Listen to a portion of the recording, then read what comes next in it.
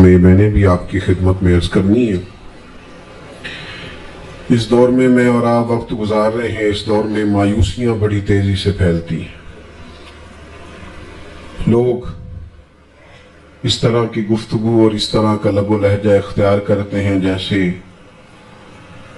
موسم میں شاید کبھی بہار آئے گی ہی نہیں، اور اس طرح کا سناٹا ہے کہ شاید کسی طرف سے کوئی آواز خدا نہ خواستہ اٹھے گی ہی نہیں۔ یاد رکھیے گا کہ جیسے ہی سناٹا شدید ہوتا ہے اور ہوا شدت سے رکتی ہے، طوفان بھی اتنی شدت سے ہی آیا کرتے ہیں، اور خوشبوئیں بھی اتنی طاقت سے ہی پھیلا کرتی ہیں۔ بیت المقدس کی بات ہو رہی تھی تو 90 سال لگے تھے بیت المقدس پر غیروں کے قبضے کو کہ اللہ تعالیٰ نے حضرت صلاح الدین ایوبی کو پھر سے توفیق عطا فرما دی۔ تو مسلمانوں نہ گھبراؤ، خدا کی شان باقی ہے، ابھی اسلام زندہ ہے، ابھی قرآن باقی ہے۔ کافر کیا سمجھتے ہیں جو ہم سے روز الجھتے ہیں، ابھی تو کربلا کا آخری میدان باقی ہے۔ بڑی تیزی سے ترتیب پا رہے ہیں اہل عشق کے قافلے، اور بڑی غور سے غور کر رہی ہے میری نئی نسل مسلمانوں کے مستقبل پر، اور بڑی گہری نظریں جمائے بیٹھے ہیں امت کے لوگ۔ انشاءاللہ تعالی یہی چراغ جلے گا تو روشنی ہوگی، بڑی جلدی پاؤں پھوٹے گی، صبح کا اجالا ہوگا۔ عزیز دوستو، قرآن مجید فرقان حمید نے ارشاد فرمایا ہے کہ جب اللہ کا فضل اور اس کی رحمت ملے تو اس پر خوشی کا اظہار کرنا چاہیے۔ قُلْ بِفَضْلِ اللَّهِ وَبِرَحْمَتِهِ فَبِذَلِكَ فَلْيَفْرَحُوا۔ اے محبوب علیہ السلام، آپ فرما دیں جب اللہ کا فضل اور اس کی رحمت ملے تو چاہیے کہ خوشی کا اظہار کریں۔ یاد رکھیے گا کہ دکھ انسان کے ساتھ رہتے ہیں، آزمائشیں انسان کے ساتھ رہتی ہیں۔ جو لوگ آپ کو زیادہ بڑی کرسیوں پہ بیٹھے نظر آتے ہیں، ہو سکتا ہے ان کے دامن میں دکھوں کی تعداد بھی کچھ زیادہ ہو۔ جن سے تعلق والے لوگ زیادہ ہوتے ہیں ان کے ذمہ حقوق بھی زیادہ ہوتے ہیں۔ جن کے نام بڑے ہوتے ہیں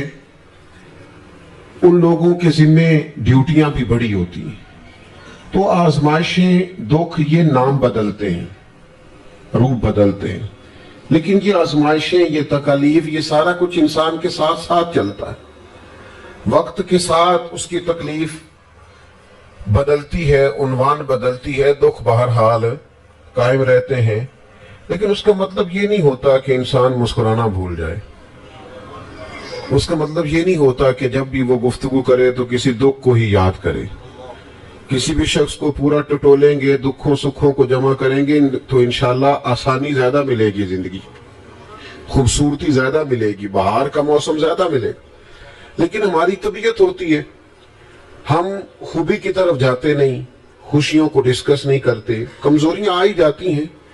نبی رحمت صلی اللہ تعالی علیہ وسلم نے خود بیان فرمایا، کریم فرماتے سب سے زیادہ انبیاء کو ستایا جاتا ہے، اور فرمایا میں اللہ کا محبوب ہوں، سب سے زیادہ مجھے ستایا گیا۔ آپ اٹھا کے دیکھ لیں محبوب کی حیات نور کے شب و روز کو، مکہ مکرمہ کی ساری زندگی جہد مسلسل ہے، اور مدینہ طیبہ میں حضور تشریف لے آئے تو اب تو ماحول اور بڑھ گیا۔ وہاں صرف کافر تھے، یہاں منافقین کی بھی سازشیں، بدر ہے، احد ہے، خندق ہے، حنین ہے۔ ہر روز ایک نیا محاذ کھلا ہوا ہے، اور پھر جو سرکار کے ساتھ تکالیف ہے، جو اپنوں کی جوانیوں کا غم ہے، جو سیدہ خدیجہ کے جانے کا سرکار کو دکھ ہے، جو سرکار کے سامنے آپ کی شہزادیاں دنیا سے جا رہی ہیں اس کی تکالیف ہیں، وہ سارے غم بھی محبوب نے برداشت کیے۔ لیکن صحابہ فرماتے ہیں اتنا مسکراتے بھی کسی کو نہیں دیکھا جتنا مدینے والے محبوب مسکرایا کرتے۔ حضور کے چہرہ نور پر روشنی رہتی اور مسکراتے نبی پاک علیہ السلام۔ حضرت جابر ابن سمرہ کہتے ہیں میں حضور سے ملنے گیا، جب سرکار تشریف لائے مدینہ طیبہ تو پہلے دن زیارت کی تو میں نے مسکراتے دیکھا، اور پھر 10 سال میں زیارت کرتا رہا تو جب بھی دیکھا مسکراتے دیکھا، جب بھی دیکھا جس کی تسکین سے روتے ہوئے ہنس پڑے، یعنی ہلکی سی تسکین محبوب فرما دیں تو رونے والے، تو پھر خیال پیدا ہوتا تھا سرکار کے اس مسکرانے کا تو انتظار کرنا پڑتا ہوگا، تو اعلیٰ حضرت فرماتے ہیں انتظار نہیں کرنا پڑتا، یہ تو عادت ہے نبی پاک، جس کی تسکین سے روتے ہوئے ہنس پڑے اس تبسم کی عادت پہ لاکھوں سلام۔ حضور مسکراتے، خوش ہوتے، خوشی کی بات کرتے، نبی کریم صلی اللہ تعالی علیہ وسلم صحابہ کے مابین بیٹھتے تو مسکراتے، بات کرتے، اور کسی کی خوشی میں حضور خوش ہوتے، کسی کو تکلیف میں دیکھتے تو نبی پاک علیہ السلام کو تکلیف ہوتی، لیکن سرکار کسی کو جب خوش دیکھتے، قبیلہ مدر کے جب لوگ آئے ہیں نا، مسلم شریف میں موجود ہے، تو ان کی خستہ حالی کو دیکھ کر سرکار پریشان ہوئے، ان کی پراگندہ حالت اور ان کے لباسوں پر جمی ہوئی مٹی اور ان کی چہروں سے نظر آتی کمزوری، تو ان کا دکھ دیکھا تو سرکار تکلیف میں آئے۔ سیدنا بلال حبشی کو حکم ہوا کہ اذان کہی جائے، اقامت کہی جائے، اور پھر نماز پڑھائی اللہ کے حبیب نے۔ پھر حضور نے توجہ دلائی صحابہ کی کہ اپنے بھائیوں کی مدد کرو، کوئی ان کے لیے کھجوریں لایا، کوئی ان کے لیے کمبل لایا، کوئی ان کے لیے کھانا لایا، کوئی طرح طرح کی چیزیں لایا۔ صحابہ فرماتے ہیں جب وہ خوش ہو رہے تھے نا تو ہم دیکھ رہے تھے محبوب کا چہرہ نور بھی کھلتا ہی چلا جا رہا ہے، حضور خوشیوں میں خوش ہو جاتے، نبی پاک صلی اللہ تعالی علیہ وسلم کے چہرہ نور پر خوشی کے آثار نمایاں ہوتے۔ تو جب خوشی کا موقع ہو تو پھر خوش ہوا جائے، پھر اس موقع پر انسان کوشش کرے کہ وہ ایسی گفتگو سے اجتناب کرے۔ میں اکثر دیکھتا ہوں کہ بڑی خیر کی گفتگو ہو رہی ہوتی ہے تو بعض لوگوں کے پاس سے مایوس خبریں ملنی شروع ہو جاتی ہیں، کچھ لوگوں کے پاس ویسے بھی اچھی خبر ڈھونڈنے سے نہیں ملتی، ان کے پاس نہیں ہوتی، ان کے پاس جب بھی آپ کو ملے گی نا کوئی خطرناک، بلکہ اگر آپ 10-15 منٹ کٹھے ان کے پاس بیٹھ جائیں تو محسوس ہوتا ہے کہ 8-10 دن ہی رہ گئی ہے دنیا، اللہ ماشاءاللہ۔ کیونکہ وہ جب بھی کوئی بات مطلب کریں گے نا، مجھے کہیں سفر پہ نکلنا تھا، ایک دوست آ گئے ملاقات کر لوں، تو وہ اب جانا نہیں چاہ رہے تھے، کچھ گپ شپ کے ماحول موڈ میں تھے اور مجھے اپنے وعدے پر پہنچنا تھا، تو اب وہ مجھ سے پوچھ رہے کیا حالات ہیں پاکستان کے، تو میں نے کہا بالکل ٹھیک ہے، تو پریشان ہو گئے جیسے آپ نہیں سارے ہو گئے، بالکل ٹھیک ہے، تو میں نے کہا بالکل ٹھیک ہے، اللہ کے فضل سے الحمدللہ ٹھیک ہے، حالات صحیح چل رہا ہے۔ تو مجھے کہنے لگے نہیں لوگ بڑی پریشانی میں، تو میں نے ان سے کہا آپ کیا کام کرتے؟ کہنے لگے میں جوتے بناتا ہوں، کارخانہ ہے میرا۔ تو میں نے کہا آپ سارے پاکستان کو چھوڑیں، آپ جوتے صحیح بنایا کریں، تاکہ جو غریب آدمی پریشان ہے نا بیچارہ، وہ کم از کم آپ کے بنے ہوئے جوتے لے تو 6 مہینے اس ٹینشن سے سبری ہو کہ جوتا نیا لینا ہے۔ آپ اتنی کو آسانی کریں پاکستانیوں کے لیے، باقی انشاءاللہ اللہ کرم فرمائے۔ تو بھئی آپ اپنے حد تک تو کوشش کریں، باقی اللہ کا فضل ہے اس ملک کے اوپر الحمدللہ، مسائل تو آتے رہتے ہیں، چلتی رہتی ہے چیزیں، لیکن کوئی ایسی بات نہیں ہے کہ جس میں ہم اس قدر زیادہ آزمائش میں چلے جائیں۔ تو میرے عزیزو یاد رکھیں، خوشی کا موقع ہو تو خوشی کی بات کریں، اور تسلی کا موقع ہو تو پھر تسلی دیں، پھر آپ دلوں کو ٹھنڈا کریں، پھر آپ یعنی آپ کی ملاقات کے بعد بھی کوئی شخص ایسا محسوس نہ کرے کہ اسے تو کسی نے 2 جملے تسلی کے نہیں کہے۔ حضرت سعد بن ابی وقاص رضی اللہ تعالیٰ عنہ فرماتے میں بیمار تھا، آپ کی توجہ ہے میری بات پر، اور فرماتے میری بیماری کی کیفیت یہ تھی کہ میری ایک ہی صاحبزادی تھی، تو میں چاہتا تھا میں وصیت کر دوں، شاید اس بیماری سے بچ نہ سکوں۔ فرماتے میری خواہش تھی کہ کبھی کریم محبوب علیہ السلام جلوہ فرما ہو، نظر عنایت ہو، حضور تشریف لائیں تو میں وصیت کر دوں۔ فرماتے سرکار تشریف لائے، کرم نوازی فرمائی، حضور نے خود مہربانی فرمائی، اور جب کریم تشریف لائے تو میں نے عرض کی حضور شدید علیل ہوں، پتہ نہیں کیا معاملہ بنے گا، تو وصیت کرنا چاہتا ہوں۔ سرکار نے وصیت کے احکامات بھی بتائے، لیکن ساتھ تسلی کا انداز اتنا انوکھا تھا،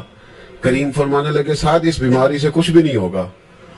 ابھی تو اللہ تعالیٰ آپ کی برکت سے اسلام کا فائدہ کرے گا اور کفر کا نقصان کرے گا، ابھی تو بڑا کام کرنا، اٹھ بات کمر کیوں ڈرتا ہے، پھر دیکھ خدا کیا کرتا ہے۔ ابھی تو بڑا آگے بڑھنا ہے،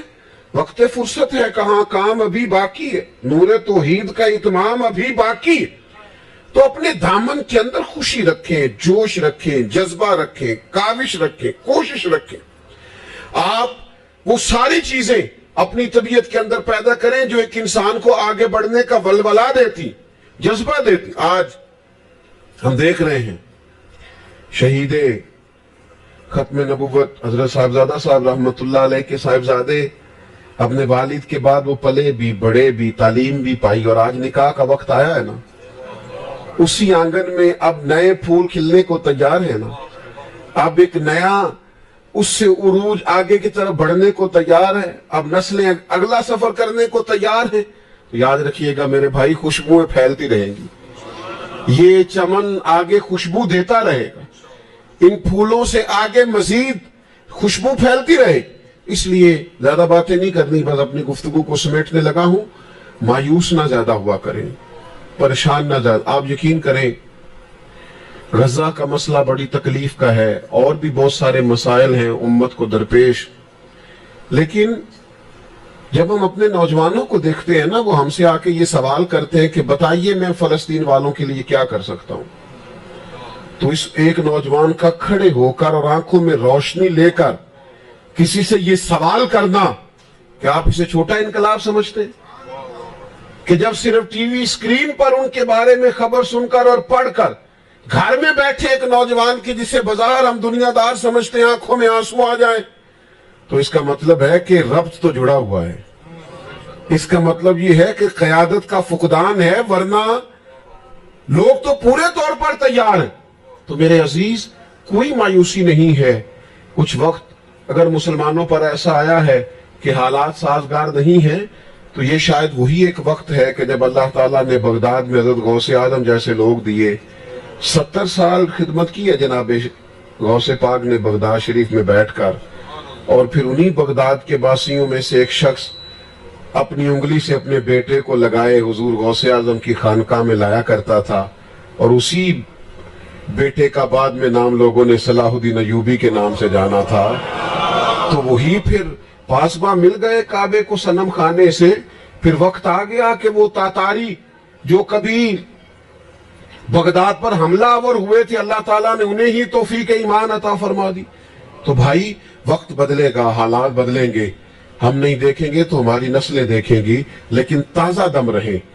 2 قدم پیچھے ہٹے لیکن نیا جوش لینے کے لیے ہمیشہ آپ پیچھے ہٹیں، کبھی بھی بزدلی دکھانے کے لیے پیچھے نہ ہٹیں، طاقتور رہیں۔ اور جس خانقاہ پہ، جس آستانے پہ آپ تشریف فرما ہیں، یہ تو ویسے ہی سادات کا آستانہ ہے، یہاں کی تو داستان ہی سر کٹانا اور جان دینا اور قربانی پیش کرنا ہے۔ یہاں کا تو لب و لہجہ یہ ہے کہ جو ہے اللہ رسول کے لیے حاضر ہے، جو ہے وہ ہر وقت موجود ہے۔ اللہ کی بارگاہ میں دعا کرتے ہیں اللہ تعالیٰ شہزادہ گرامی قدر کو برکات عطا فرمائے، آنے والا وقت ان کے لیے رحمتوں کی نوید لے کے آئے، اور اس آستانے کو اللہ تبارک و تعالیٰ شاد و آباد فرمائے، اور یہاں ملک سے باہر کسی اور جگہ جہاں جہاں بھی اس آستانے کا فیض جاری و ساری ہے، اللہ تعالیٰ اس میں دوام عطا کرے۔ آخر دعوانا الحمدللہ۔